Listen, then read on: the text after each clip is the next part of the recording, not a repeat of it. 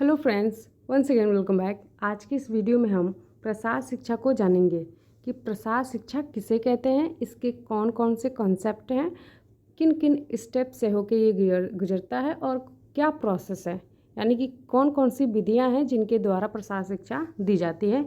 इन सारे पॉइंट्स को, जो भी पॉइंट आपके प्रसार शिक्षा में बन सकता है, जहाँ से क्वेश्चन पूछे जा सकते हैं, उन सारे पॉइंट्स को मैंने इस वीडियो में ऐड करा हुआ है। ये आपके सिलेबस का पार्ट 2 वीडियो रहेगा। ठीक है, पार्ट 1 को हम लोगों ने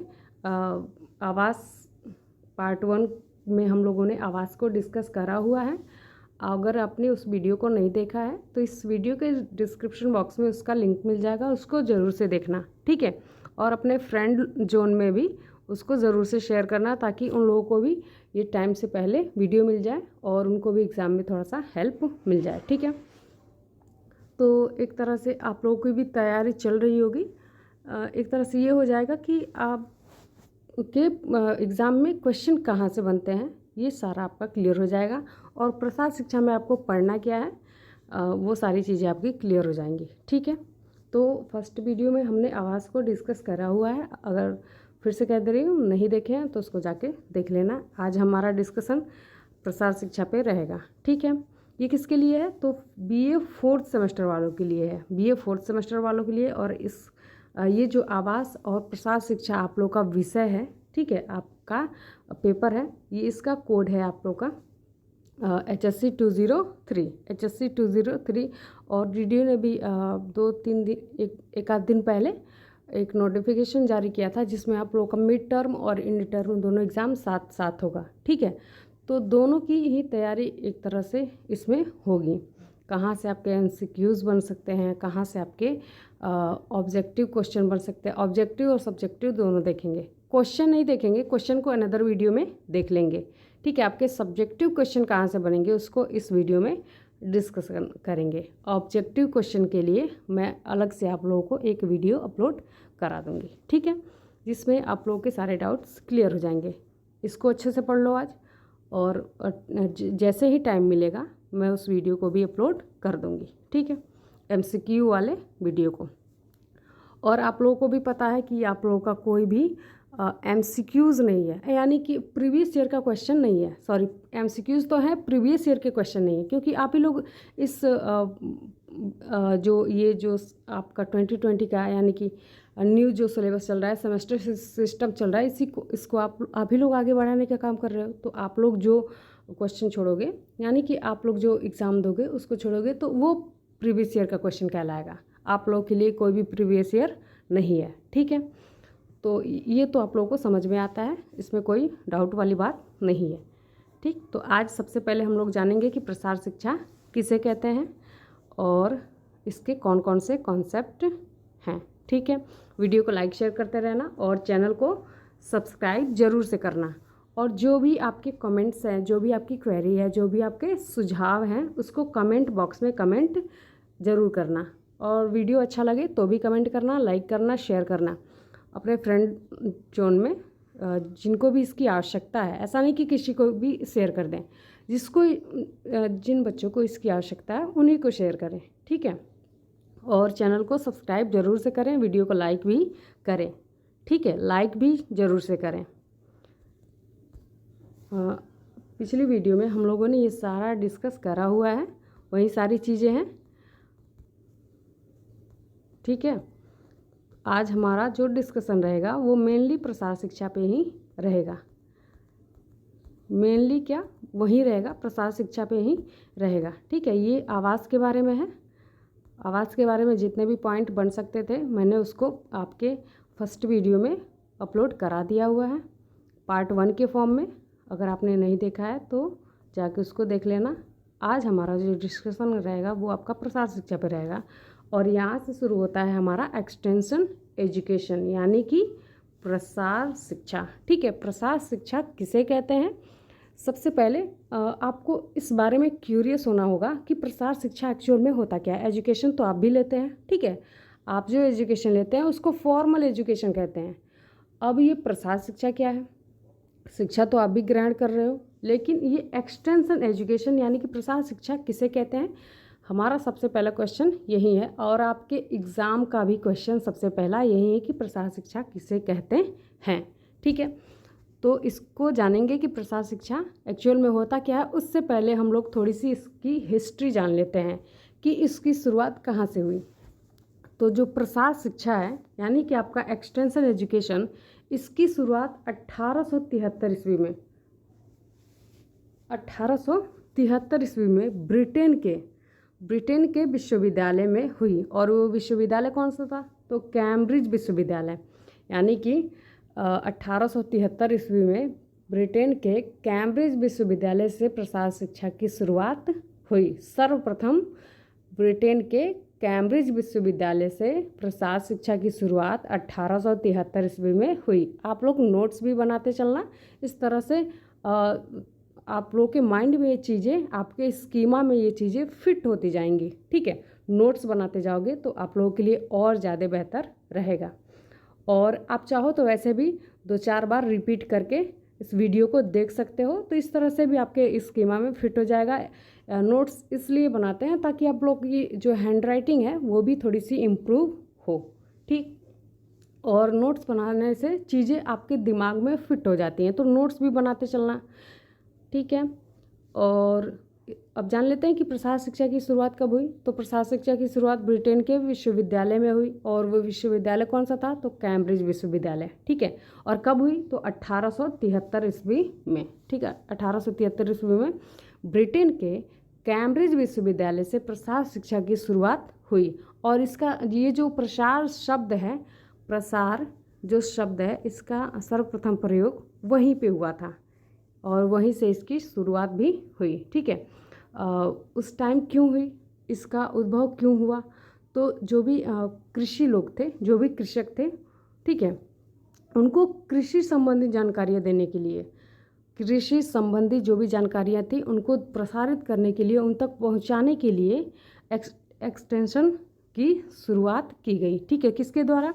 तो बोरहिस नामक वैज्ञानिक के द्वारा 1894 में। ठीक है, किसके संबंध में? तो कृषकों के संबंध में। कृषकों, जैसे उस एरा में लोगों का अटेंशन जो था वो शहरों की तरफ होने लगा था। ठीक है, जिससे लोग शहरों की तरफ आकर्षित होने लगे थे, तो लोगों को कृषि में कोई इम्प्रूवमेंट नहीं हो रहा था। इस वजह से उन लोगों का अटेंशन जो था, जो अट्रैक्शन था, वो शहरों की तरफ हो रहा था कि शहर में जाएंगे तो बहुत ज़्यादा पैसा कमाएंगे, इस तरह गांव में रह के कृषि करके हमें कोई फ़ायदा नहीं हो रहा है। ऐसा उस टाइम कृषकों का माइंडसेट हो गया था। तो कृषक शहरों की तरफ पलायन ना करें, इसलिए उनको कृषि से संबंधी जानकारियाँ देने के लिए, उसके बारे में जो भी अच्छी जानकारियाँ थी उनको प्रसारित करने के लिए इस शिक्षा की शुरुआत की गई।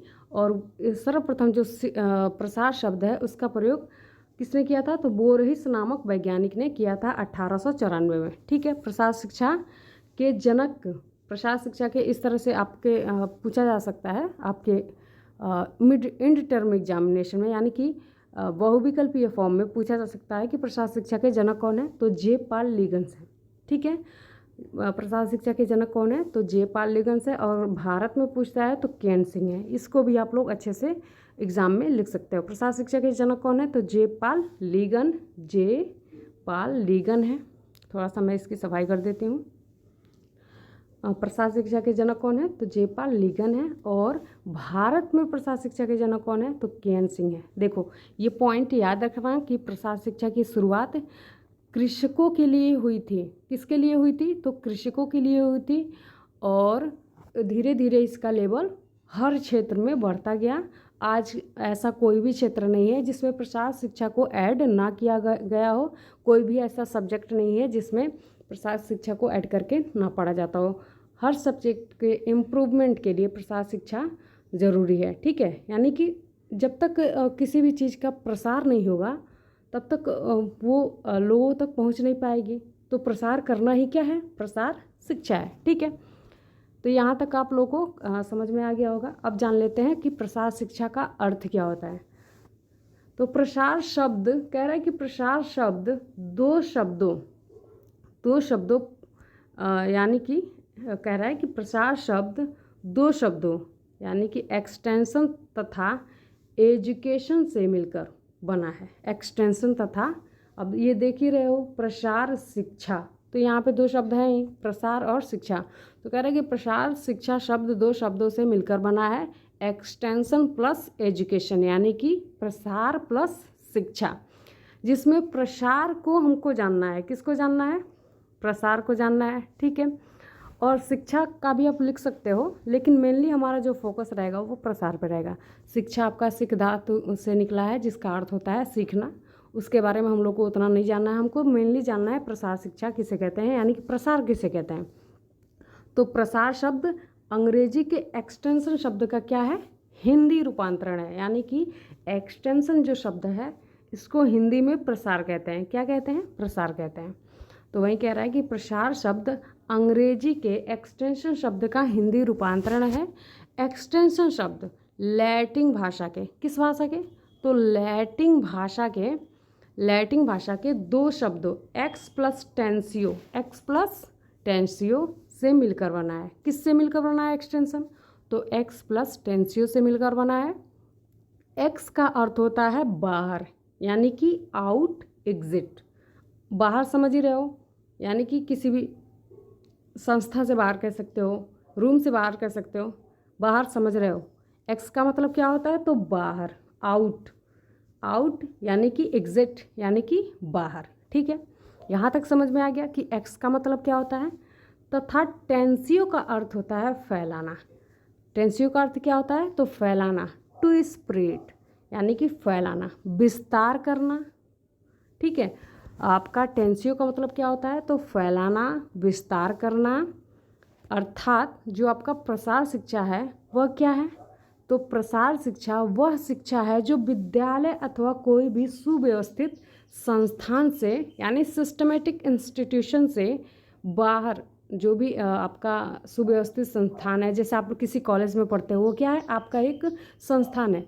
तो किसी संस्था के द्वारा ये एजुकेशन नहीं दिया जाता, आपके संस्था के बाहर ये एजुकेशन दी जाती है। तो वही कह रहा है कि सुव्यवस्थित संस्थान यानी कि सिस्टमैटिक इंस्टीट्यूशन के सीमाओं से बाहर युवाओं तथा प्रौढ़ों को दी जाती है। यानी कि प्रसार शिक्षा क्या है? तो संस्थानों के बाहर, एक तरह से कह सकते हो कि प्रसार शिक्षा सुव्यवस्थित संस्थाओं के बाहर दी जाने वाली शिक्षा को ही प्रसार शिक्षा कहते हैं। ये किसको दी जाती है? तो युवाओं को और प्रौढ़ों को, ताकि वो अपना सर्वांगीण विकास कर सकें, ठीक है।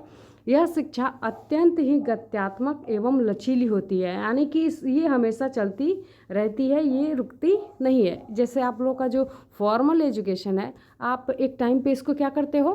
तो बंद कर देते हो। जैसे आपने ग्रेजुएशन करा, ठीक है, आपका मन करेगा तो पीजी करोगे, नहीं करेगा तो नहीं करोगे, ठीक है, नहीं मन करेगा तो नहीं करोगे।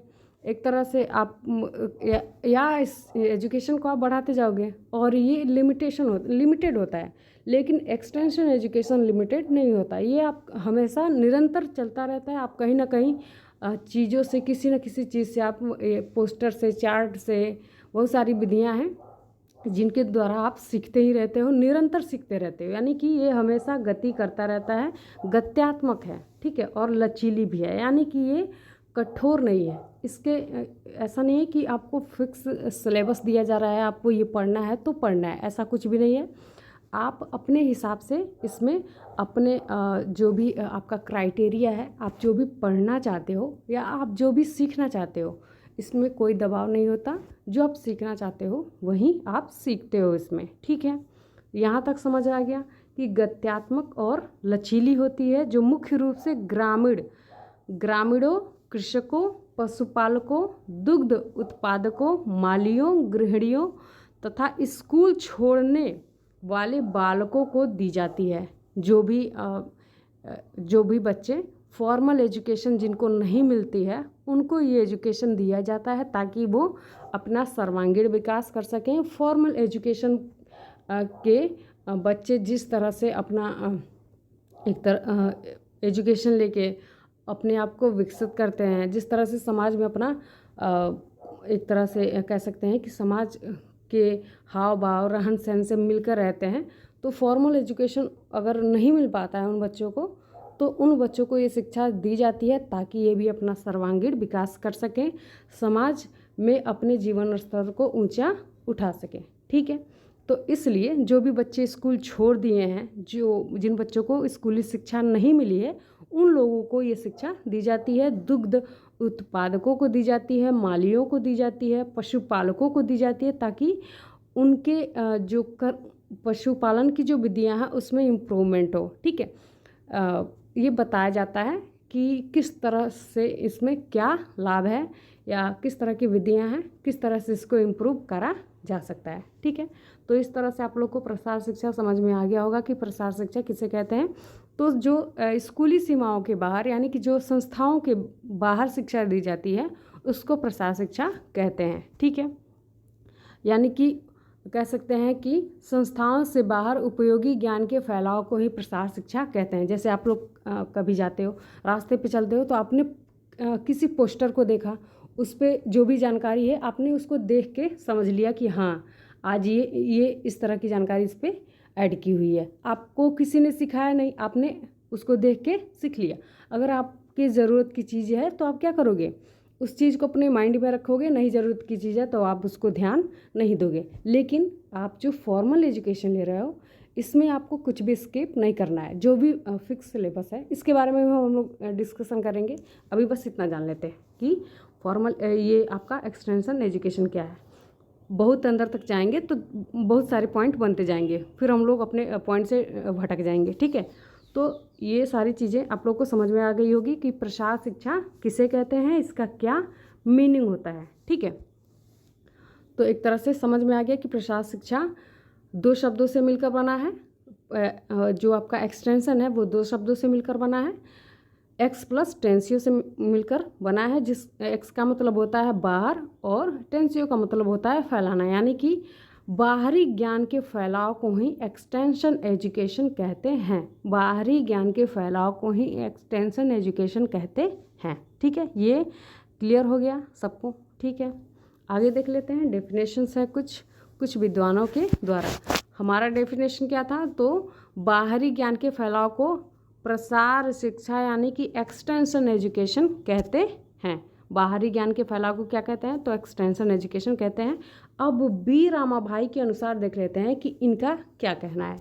इन्होंने प्रसार शिक्षा को किस तरह से परिभाषित किया है। तो कह रहे हैं, देखो इस तरह से ये जो डेफिनेशन है ये बहुत एक तरह से सटीक है और आपका डाउट भी इसमें क्लियर हो जाएगा कि प्रसार क्या है।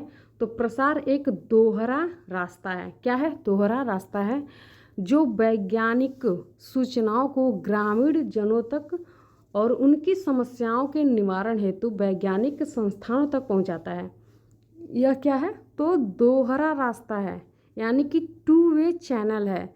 ये क्या करता है कि जो भी वैज्ञानिक संस्थाएं हैं उनसे जो भी इन्वेंशन होते हैं, जो भी खोज होते हैं, वो उनको ग्रामीण जनों तक यानी कि जो जनता जानना चाहती है वहाँ तक उसको पहुँचाता है। और जनता की यानी कि ग्रामीणों की जो भी समस्याएं होती हैं वो कहाँ तक ले जाता है, तो उन संस्थाओं तक पहुँचाता है जहाँ पे उसका सॉल्यूशन निकल सके। ठीक है, तो ये वी रामाभाई के अनुसार है। इन्होंने एक्सटेंशन एजुकेशन को 2 वे चैनल कहा है। 2 वे चैनल यानी कि दोहरा रास्ता कहा है। ठीक है, जो क्या करता है, तो एक तरह से जो भी वैज्ञानिक संस्थानों में जो भी इन्वेंशन हुए रहते हैं, जो भी सूचनाएं होती हैं वो ग्रामीण जनों तक पहुंचाता है। और जो भी ग्रामीण जनों की समस्याएं होती हैं वो आपके वैज्ञानिक संस्थानों तक पहुंचाता है ताकि वहाँ से कोई सॉल्यूशन निकल सके। ठीक है, जैसे मान लो आपको ठंडा पानी पीना था तो वैज्ञानिकों ने क्या बना दिया, तो फ्रिज बना दिया। आपको ठंडी हवा खानी थी तो एसी आ गया। ठीक है, तो इस तरह से जो भी समस्याएं आती गई और धीरे धीरे उनका निवारण आपकी संस्थाओं द्वारा होता गया। और उसके बारे में जानकारी कहाँ से मिली, तो हमको कुछ माध्यमों से मिली। और वो आपके माध्यम किसके हैं, तो प्रसार शिक्षा के हैं। धीरे धीरे जब पढ़ते जाओगे तो आपको ये क्लियर होता जाएगा। ठीक है, उसके बाद है WH भट्ट के अनुसार। WH भट्ट के अनुसार आपको ये डेफिनेशन समझ में आ गया होगा। तो आप इसको अगर एग्ज़ाम में डेफिनेशन के लिए पूछ देता है, प्रसार शिक्षा के बारे में पूछ देता है, तो आपको डेफिनेशन ज़रूर से ऐड करना है। ठीक है, उसकी अवधारणा, जो भी अवधारणा भी पूछता है या कॉन्सेप्ट पूछ देता है कुछ भी, तो आप सबसे पहले उसको डिफाइन करो। ठीक है, यही आंसर राइटिंग का एक तरह से कह सकते हैं कि प्रोसेस होता है। ठीक है, तो सबसे पहले जान लेते हैं WH भट्ट के अनुसार। बाकी आप लोगों को पता ही है कि किस तरह से लिखा जाता है, आंसर राइटिंग कैसे की जाती है। तो WH भट्ट के अनुसार देख लेते हैं कि इनका क्या कहना है। इन्होंने कहा है कि ग्रामीण जीवन के विकास के लिए उपयोगी ज्ञान के फैलाव को हम प्रसार शिक्षा कहते हैं। क्या कहते हैं? तो ग्रामीण जीवन के विकास के लिए, यानी कि गांव के विकास के लिए उपयोगी ज्ञान के फैलाव को ही क्या कहते हैं? तो प्रसार शिक्षा कहते हैं। ठीक है, इस तरह से ये भी समझ में आ गया। अब जान लेते हैं कि शिक्षा के प्रकार। ये इस बार जो प्रसार शिक्षा का पेपर हुआ था, अभी अभी हुआ है आपके ये थर्ड ईयर में, उसमें है आप लोग का 4 पेपर थर्ड ईयर में भी होता है, तो उसमें प्रसार शिक्षा है। तो उसमें पूछा गया था कि शिक्षा कितने प्रकार के हैं, तो मैंने भी इसमें ऐड करा हुआ है। हो सकता है कि आपके में भी पूछ दे, अगर वैसे तो पूछेगा नहीं, पूछेगा कि औपचारिक शिक्षा किसे कहते हैं या अनौपचारिक शिक्षा किसे कहते हैं, या पूछ भी सकता है कि शिक्षा के कितने प्रकार हैं। तो आपको इसमें फंसना नहीं है, आपका ये भी पॉइंट क्लियर कर देते हैं। ठीक है, तो औपचारिक शिक्षा किसे कहते हैं और अनौपचारिक शिक्षा किसे कहते हैं। आपके शिक्षा 2 प्रकार के होते हैं, औपचारिक और अनौपचारिक। यानी कि आप जो अभी एजुकेशन ले रहे हो वो क्या है? तो औपचारिक शिक्षा है, फॉर्मल एजुकेशन है। यानी कि BA, BSc, MA, MSc, B.Ed, ये सब क्या है? तो इसमें आपको एक प्रॉपर सिलेबस मिलता है, फिक्स सिलेबस मिलता है, आपको एक प्रमाण पत्र दिया जाता है, आपका एग्ज़ाम होता है, हर चीज़ फिक्स होता है, पूर्व निश्चित रहते हैं।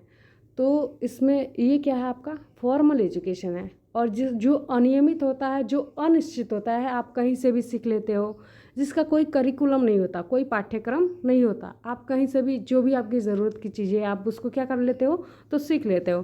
तो वो है आपका अनौपचारिक शिक्षा। ठीक है, यानी कि अनफॉर्मल एजुकेशन। हमको जानना है अभी कि फॉर्मल एजुकेशन क्या होता है। तो कह रहा है कि वह औपचारिक शिक्षा वह शिक्षा है जो निश्चित स्थान, यानी कि कॉलेज हो सकता है, स्कूल हो सकता है।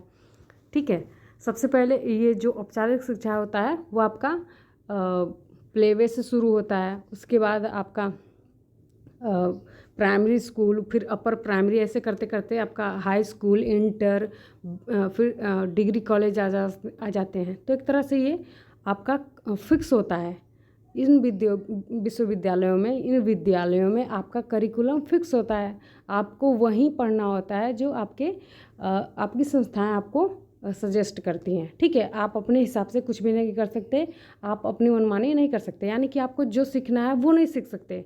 आपको जो पहले से फिक्स है आपको उसे जानना है इस औपचारिक शिक्षा में। ठीक है, और आपको प्रॉपर एक क्या मार्कशीट मिलता है, इसमें आपको प्रमाण पत्र दिया जाता है कि हाँ आपने ये डिग्री ली हुई है पूरे लीगल तरीके से। लेकिन आपके फॉर्मल एजुकेशन में ऐसा कुछ भी नहीं होता। हो सकता है इसमें अंतर पूछ दे, तो आप लोग जब इस चीज़ को समझ जाओगे तो अंतर भी आसानी से कर सकते हो। ठीक है, तो औपचारिक शिक्षा किसे कहते हैं? तो औपचारिक शिक्षा वह शिक्षा है जो निश्चित स्थान पर निश्चित लोगों के द्वारा, यानी कि आपके टीचर्स के द्वारा, इसमें पाठ्यक्रम, विषय तथा समय सभी पूर्व निर्धारित होते हैं। सब क्या होते हैं? तो पूर्व निर्धारित होते हैं। ऐसा नहीं कि आप 10 बजे का टाइम है तो आप 12 बजे जाओगे, ऐसा कुछ भी नहीं होता। ठीक है, इसका टाइम भी फिक्स होता है, विषय भी फिक्स होता है, पाठ्यक्रम भी फिक्स होता है, पूर्व निश्चित होते हैं। आपको वहीं पढ़ना होता है जो आपको पढ़ाया जाता है। इसमें कुछ भी मनमानी जैसा, यानी कि ये कठोर एजुकेशन है, एक तरह से कह सकते हैं कि कठोर शिक्षा है, ये लचीली नहीं होती। इसमें आप मनमानी नहीं कर सकते और आपको एक अनुशासन में रहना पड़ता है। आपको इस एजुकेशन में क्या करना रहता है? तो अनुशासन में रहना पड़ता है। लेकिन अनौपचारिक शिक्षा में ऐसा कुछ भी नहीं होता, आप कहीं से भी कुछ भी सीख लेते हो। अनियमित शिक्षा है। ठीक है, इसको अनियमित शिक्षा भी कहते हैं, इसका कोई नियम कानून नहीं होता। ठीक है, तो एक तरह से आपको समझ में आ गया होगा कि औपचारिक शिक्षा किसे कहते हैं। तो औपचारिक शिक्षा जो निश्चित स्थान पर निश्चित लोगों के द्वारा प्रदान की जाती है। इसमें पाठ्यक्रम, विषय तथा समय पूर्व निश्चित होता है। इस शिक्षा का मुख्य स्थान विद्यालय होता है, विद्यालय परिसर होता है। यानी कि आप जो अभी एजुकेशन ले रहे हो, यानी कि जो बीए कर रहे हो, बीएससी कर रहे हो, एमए कर रहे हो, एमएससी कर रहे हो, एमटेक है, बीटेक है, ठीक है, एलएलबी है, एलएलएम है, ये सारी चीज़ें क्या हैं, तो आपकी औपचारिक शिक्षा की यानी कि फॉर्मल एजुकेशन के एग्जाम्पल्स हैं। ठीक है, तो इस तरह आपको समझ में आ गया होगा कि औपचारिक शिक्षा किसे कहते हैं। अब है अनौपचारिक शिक्षा।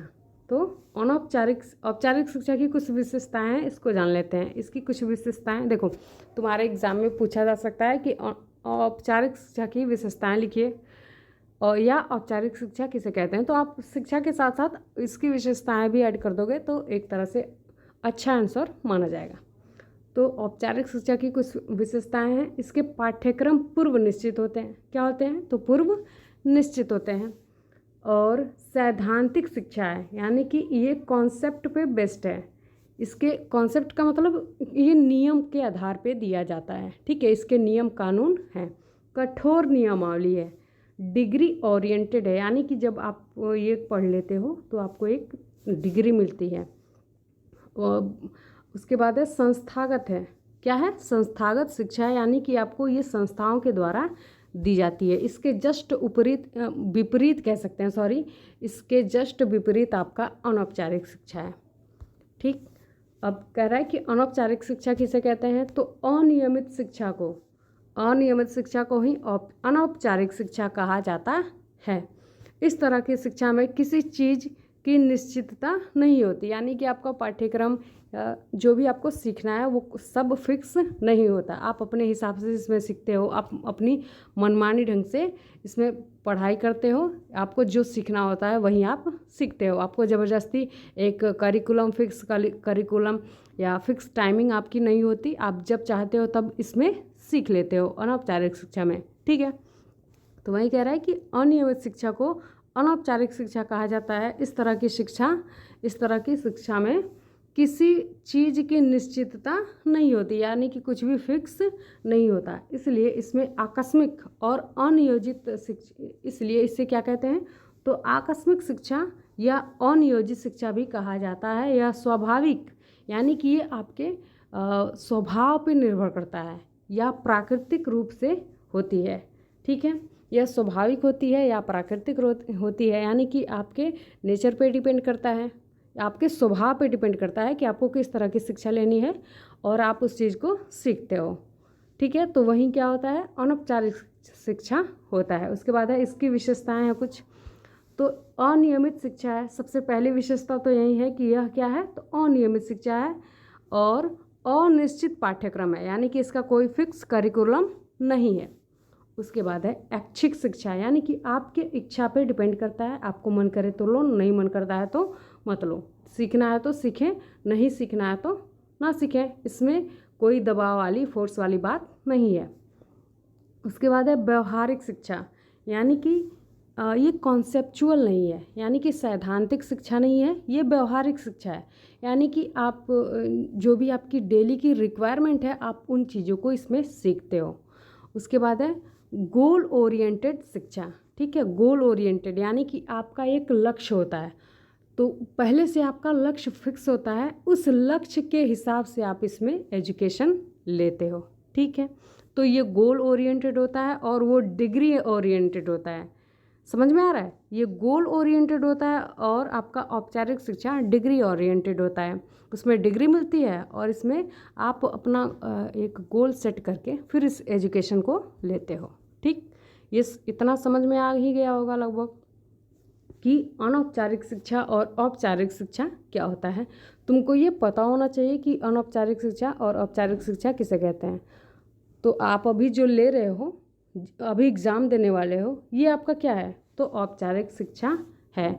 और कहीं भी किसी भी चीज़ से सीख लेते हो, चार्ट को देखकर, पोस्टर को देखकर, या कोई चीज़ गांव में आ गई तो आपके ज़रूरत की चीज़ है तो आप दौड़ते हुए जाओगे, उस चीज़ को देखोगे, समझोगे। अगर ज़रूरत की चीज़ नहीं है तो आप उधर नहीं जाओगे, ठीक है।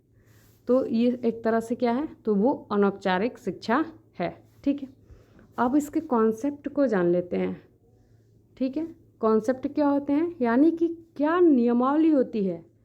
कॉन्सेप्ट का मतलब क्या होता है, एक नियम जिसके बेस पे आपको एजुकेशन दी जाती है, ठीक है। तो कॉन्सेप्ट जान लेते हैं, इसका सिद्धांत जान लेते हैं। कॉन्सेप्ट का मतलब क्या होता है, सिद्धांत।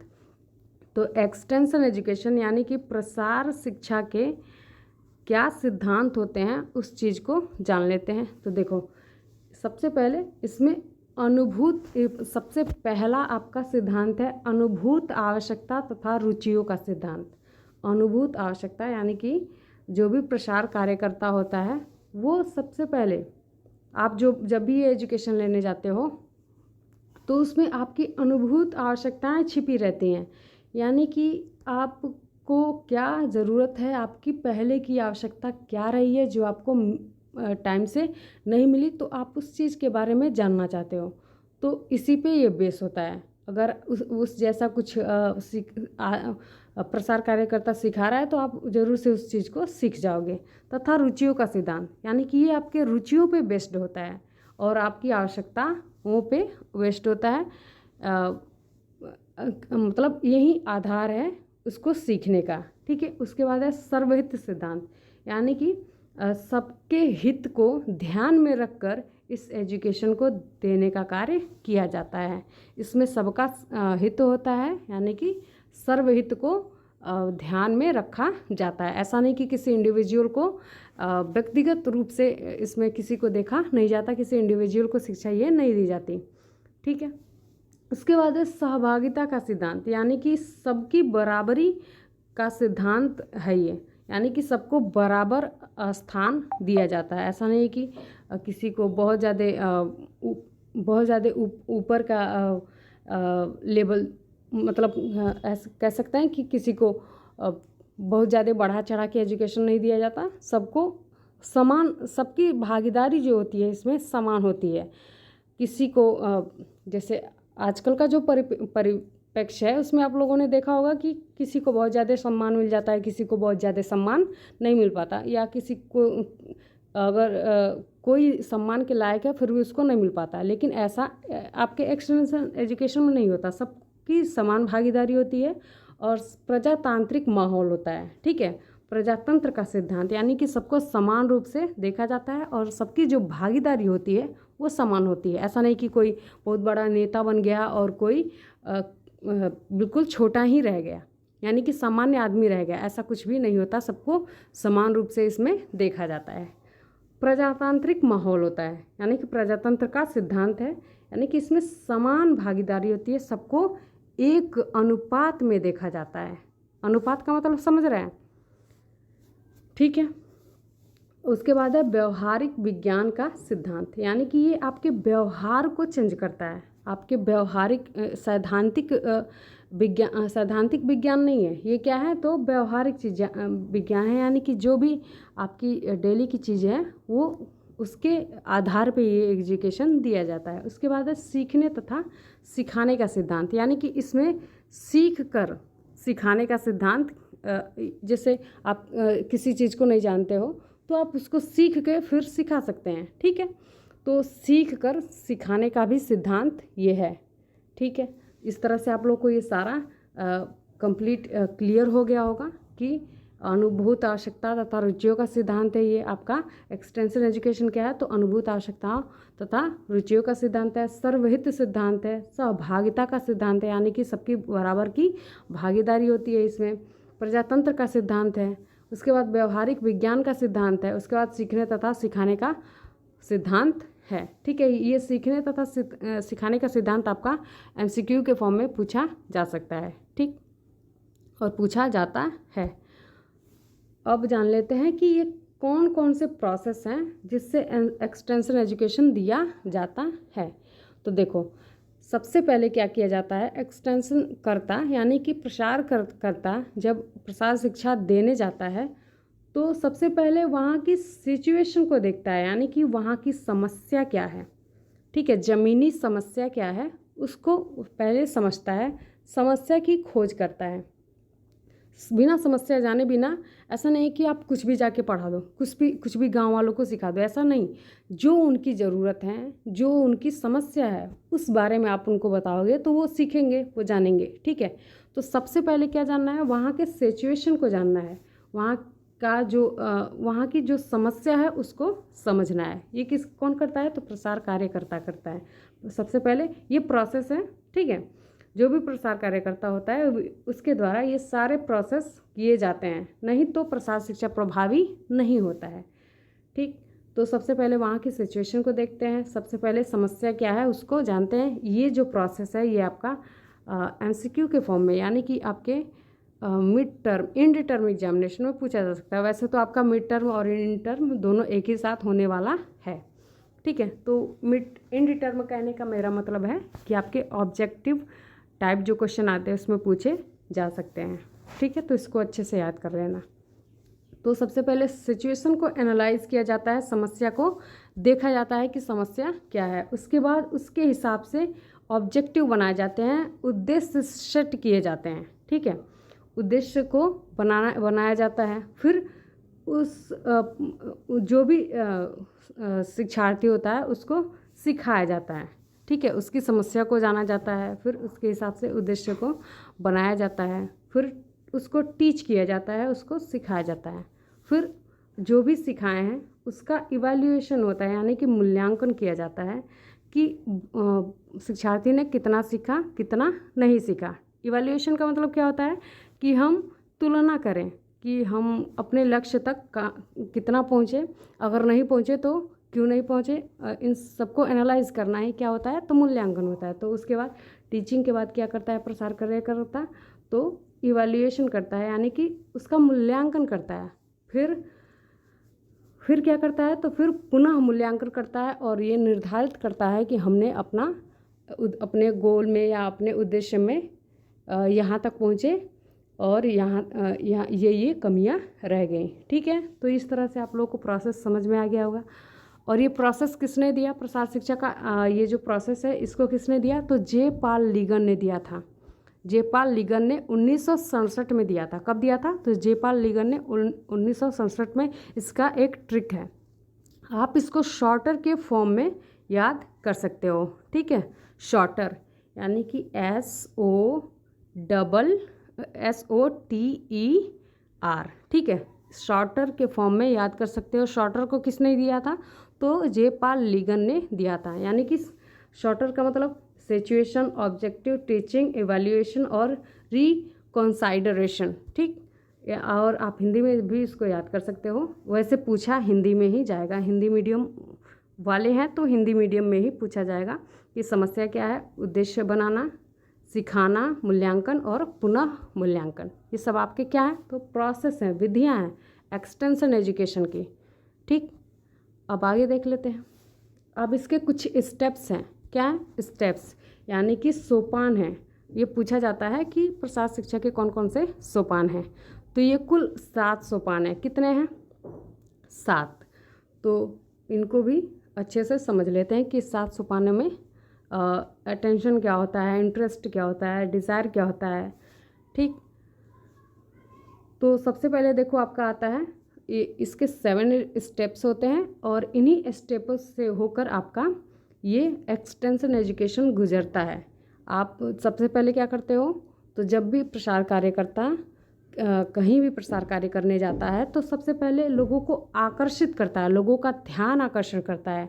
यानी कि कुछ ऐसे एड्स दिखा के, ऐसी चीज़ें दिखा के, जो भी उनकी ज़रूरत की चीज़ें हैं उनको दिखा के, यानी कि समस्या को उसने एनालाइज कर लिया। प्रोसेस तो आप लोगों ने पढ़ा ही है, तो प्रोसेस में उसने क्या किया, समस्या को एनालाइज कर लिया। तो सबसे पहले वो क्या काम करेगा, कुछ ऐसी चीज़ों को दिखाएगा उस समस्या से रिलेटेड जिससे उनका ध्यान आकर्षण होगा। ठीक है, तो वो क्या करेंगे, उनका ध्यान आकर्षित होगा। उसके बाद से उनकी रुचि को जागृत करेगा, यानी कि उनकी इच्छा को, उनकी डिज़ायर को, उनके इंटरेस्ट को देखेगा कि उसमें रुचि किस में है। फिर उनकी इच्छा को उजागर करेगा, फिर उनको समझाएगा उस चीज़ के बारे में। ये सारे स्टेप कंप्लीट होते जाएंगे तब, ठीक है, तभी आपका जो एक्सटेंशन एजुकेशन है वो क्या होगा, प्रभावी होगा। उसके बाद है एक्शन लेगा, यानी कि उस कार्य को करेगा, उस कार्य को समझाएगा, उस कार्य के बारे में उसको बताएगा, ठीक है, करना सिखाएगा। फिर संतुष्टि यानी कि सेटिस्फैक्शन, यानी कि उससे प्रसार जो भी शिक्षार्थी हैं वो क्या होंगे, संतुष्ट होंगे। और फिर प्रसार कार्यकर्ता के द्वारा उसका इवैल्यूएशन किया जाएगा, मूल्यांकन किया जाएगा। अटेंशन का मतलब क्या होता है कि ध्यान आकर्षण। पहला स्टेप क्या है, ध्यान आकर्षण। जब भी कोई प्रसार कार्यकर्ता प्रसार कार्य करने जाता है, यानी कि एक्सटेंशन एजुकेशन देने जाता है, तो सबसे पहले लोगों का वो ध्यान आकर्षित करता है, उसके बाद उसमें रुचि जागृत करता है, ठीक है। फिर उनकी इच्छा, जब रुचि जागृत हो जाती है तो लोगों में उस चीज़ के बारे में जानने की इच्छा जागृत होती है। फिर क्या करता है, वो उसको कन्वेंस करता है, ठीक है, उसके बारे में समझाता है, बताता है। फिर उस हिसाब से उनको करना सिखाता है, यानी कि जो भी वर्क होता है, जो भी एक्शन होता है वो करते हैं, फिर संतुष्ट होते हैं, ठीक है। फिर क्या होते हैं, संतुष्ट होते हैं, सेटिस्फाइड होते हैं। उसके बाद उसका पुनः मूल्यांकन करता है कि हमने जो ये एक्सटेंशन का, एजुकेशन का जो गोल सेट किया था कि हम इस चीज़ को आज सिखाएंगे, तो कितना लोगों ने सीखा, अगर नहीं सीखा तो क्यों नहीं सीखा, कौन कौन सी कमियां रह गई हैं। तो ये सारे आपके स्टेप्स हैं किसके, तो एक्सटेंशन एजुकेशन के। ये कितने हैं, तो 7 हैं, 7 स्टेप हैं, और जिसको आप लोग ट्रिक के माध्यम से याद कर सकते हो, एडकास, ठीक है। एडकास इसका ट्रिक है, जिसमें आप लोग attention, interest, desire, conviction, action, satisfaction और इवैल्यूएशन को याद कर सकते हो। और हिंदी में भी आपका है कि ध्यान आकर्षण, रुचि, इच्छा, ये हायरार्की मॉडल कह सकते हैं इसको, यानी कि ये नीचे से ऊपर की तरफ जाता है, ठीक।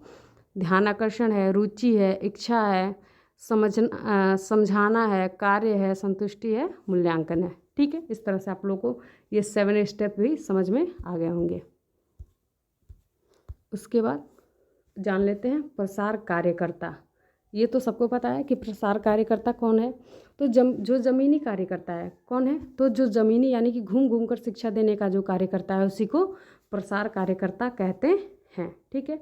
अब उसके कुछ गुण होते हैं जो आपके एग्ज़ाम में पूछा जा सकता है कि प्रसार कार्यकर्ता के कौन कौन से गुण होते हैं या कौन कौन से गुण होने चाहिए। तो सबसे पहले तो उसे ईमानदार होना चाहिए, फिर सहयोगी, कुशल प्रशिक्षक, खोजकर्ता, ग्रामीण पृष्ठभूमि का, उसके बाद धैर्यशील, निष्पक्ष, कुशल नियोजक, मृदुभाषी। ये सब आपके प्रसार कार्यकर्ता के गुण हैं। गुण का मतलब क्या, आप सारी पॉजिटिव चीज़ों को इसमें रखोगे, कुछ भी निगेटिव नहीं होना चाहिए, ठीक है। तो प्रसार कार्यकर्ता के कौन कौन से गुण होने चाहिए, तो सबसे पहले तो ईमानदार होना चाहिए, फिर सहयोगी होना चाहिए, फिर कुशल प्रशिक्षक होना चाहिए, यानी कि कोई भी प्रसार कार्यकर्ता नहीं कर सकता, फुल ट्रेनिंग लिया हुआ होना चाहिए, खोजकर्ता होना चाहिए, यानी कि जो भी समस्याएं हैं उनकी खोज वो कर सके और उनका निवारण भी ला सके। उसके बाद है ग्रामीण पृष्ठभूमि का होना चाहिए, ऐसा नहीं कि गांव के बारे में कुछ जानता ही ना हो और शहर के जो भी कार्यकर्ता हैं, जो भी प्रसार कार्यकर्ता हैं उनको ला दो, नहीं, ग्रामीण पृष्ठभूमि का होना चाहिए, तभी वो ग्रामीणों की समस्याओं को समझ पाएगा। फिर धैर्यशील होना चाहिए, निष्पक्ष होना चाहिए, यानी कि निष्पक्ष का मतलब क्या, किसी एक पक्ष के लिए वर्क ना करता हो, सबके लिए समान भाव रखता हो, ठीक है। उसके बाद कुशल नियोजक होना चाहिए, मृदुभाषी होना चाहिए, ठीक है। ये सब आपके प्रसार कार्यकर्ता के गुण हैं। उसके बाद आता है आपका प्रसार कार्यकर्ता के कार्य।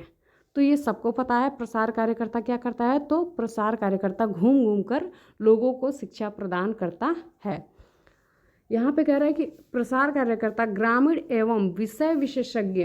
अभी मैंने बताया कि प्रसार कार्य क्या है, तो 2 वे चैनल है। पी रामा भाई का कहना है कि ये 2 वे चैनल है, तो ये जो बीच का जो ये कड़ी है उसका कार्य आपका प्रसार कार्यकर्ता करता है, यही करता है, यही समस्याओं को आपके संस्थानों तक पहुंचाता है और उनकी जो उधर से जो भी सॉल्यूशन आता है वो आपके ग्रामीणों तक पहुंचाने का कार्य करता है। तो जो ये एक तरह से बीच की कड़ी यानी कि चैन का कार्य करता है, वह ग्रामीणों की समस्याओं के समाधान के लिए विषय विशेषज्ञों को बुलाता है या ग्रामीणों की जो भी समस्याएं होती हैं उनको अनुसंधान केंद्रों तक समाधान के लिए पहुंचाता है। गांव में नए नए तकनीकों का प्रचार प्रसार करता है। ये कौन करता है? तो आपका प्रसार कार्यकर्ता करता है। ठीक, यहाँ तक क्लियर हो गया। उसके बाद है प्रसार शिक्षा की विधियाँ। प्रसार शिक्षा की कौन कौन सी विधियाँ हैं, इसको इस वीडियो में जानेंगे। ठीक है, प्रसार शिक्षा की कुछ विधियाँ हैं जिसको देखेंगे। ठीक है, और विधियों को पढ़ेंगे। इसके बाद और भी पॉइंट है इसमें जिसको हम लोग अगले वीडियो में पढ़ेंगे। ठीक है, तो प्रसार शिक्षा की कुछ विधियाँ हैं जिसको जान लेते हैं। तो प्रसार शिक्षा की संख्या के आधार पे, प्रसार शिक्षा की संख्या के आधार पे इसकी 3 विधियाँ होती हैं। प्रसार शिक्षा की संख्या के आधार पे इसकी कौन कौन सी विधियाँ होती हैं? तो 3 विधियाँ होती हैं। पहला है व्यक्तिगत, दूसरा है सामूहिक और तीसरा है जन संपर्क, यानी कि पर्सनल कांटेक्ट। ठीक है, उसके बाद से है सामूहिक रूप से कांटेक्ट करता है, फिर मास लेवल पे कांटेक्ट करता है। ठीक है, यहाँ पे इंडिविजुअल यानी कि व्यक्तिगत रूप से कुछ आपके कांटेक्ट किए जाते हैं। व्यक्तिगत विधियाँ हैं जिनको जानेंगे। तो व्यक्तिगत विधियों में आपका पर्सनल कांटेक्ट आता है, यानी कि व्यक्तिगत संपर्क, यानी कि प्रसार कार्यकर्ता क्या करता है? तो किसी एक व्यक्ति से की समस्याओं को जानता है और उसके लिए समाधान उसे बताता है। ठीक है, तो ये पर्सनल लेवल पे होता है, यानी कि इसमें व्यक्तियों की संख्या कितनी होती है? तो 1 होती है। उसके बाद है होम विजिट, यानी कि कार्यालय पर भेंट। उसके बाद है पर्सनल लेटर, यानी कि व्यक्तिगत पत्र के माध्यम से ये पर्सनल कांटेक्ट यानी कि व्यक्तिगत प्रोसेस जो होता है वो किया जाता है। ठीक है, इसमें व्यक्तियों की संख्या 1 होती है। इसमें व्यक्ति की संख्या कितनी होती है? तो 1 होती है। इसकी कुछ विधियां हैं, जैसे पर्सनल कांटेक्ट है, व्यक्तिगत संपर्क, कार्यालय पर भेंट, व्यक्तिगत पत्र के माध्यम से ये शिक्षा दी जाती है। ठीक है, उसके बाद है ग्रुप सामूहिक प्रोसेस, कह सकते हैं ग्रुप प्रोसेस, सामूहिक प्रक्रिया। तो इसमें आप जो भी प्रसार कार्यकर्ता होता है वो 20 से 30 लोगों को, 20 से 30 लोगों के समूह को, यानी कि 2 से अधिक भी कह सकते हो, या 20 से 30 लोगों का ये समूह होता है। 20 से 30 लोगों का समूह होता है जिसमें लेक्चर के माध्यम से, लेक्चर की विधि से, कॉन्फ्रेंस की विधि से और टूर की विधि से, ग्रुप डिस्कशन की विधि से, सेमिनार की विधि से, सिंपोजियम की विधि से, बहुत सारी विधियां हैं जिनके माध्यम से आपका सामूहिक लेवल पे क्या होता है? तो प्रसार कार्य होता है।